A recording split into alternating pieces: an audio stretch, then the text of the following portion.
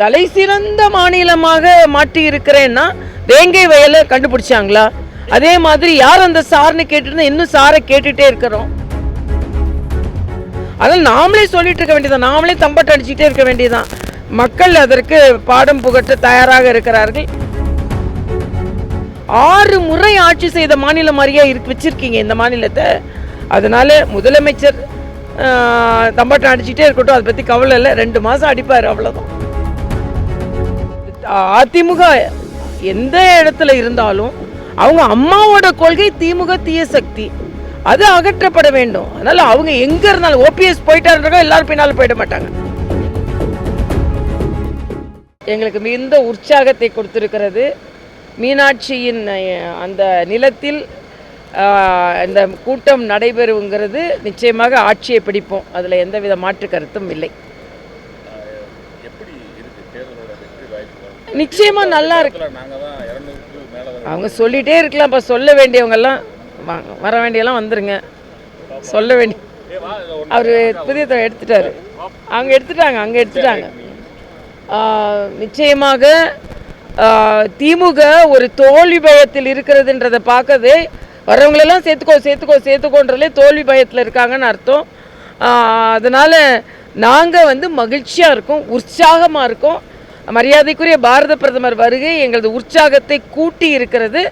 நிச்சயமாக நாங்கள் வெற்றி பெறுவோம். எல்லா தேசிய ஜனநாயக கூட்டணி கட்சி தலைவர்கள் எல்லாம் நட்புறவோடு சிறப்பாக பணியாற்றி கொண்டு இருக்கிறோம். இன்றைக்கி மேடையில் பார்க்க தான் போகிறீங்க.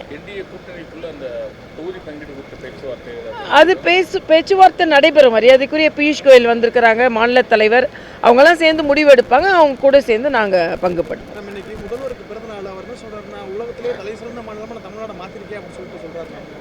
இல்லை, பிறந்த நாள் வாழ்த்துக்கள், அதில் மாற்று கருத்து இல்லை. ஆனால் தலை சிறந்த மாநிலமாக மாற்றி இருக்கிறேன்னா வேங்கை வயலை கண்டுபிடிச்சாங்களா? 2.5 வயசு ஒரு குழந்தைக்கு பாலியல் பலாத்காரம் நடந்திருக்கு. இது என்ன எந்த மாநிலத்தில் நடக்குதா? அதே மாதிரி யார் அந்த சார்னு கேட்டுட்டு இன்னும் சாரை கேட்டுகிட்டே இருக்கிறோம்.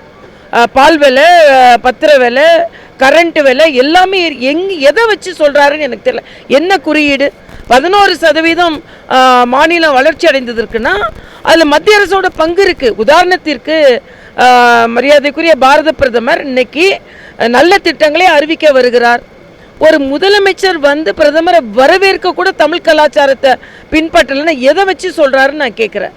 அதனால் நாமளே சொல்லிட்டு இருக்க வேண்டியதான், நாமளே தம்பட்டு அடிச்சுட்டே இருக்க வேண்டியதான். மக்கள் அதற்கு பாடம் புகட்ட தயாராக இருக்கிறார்கள்.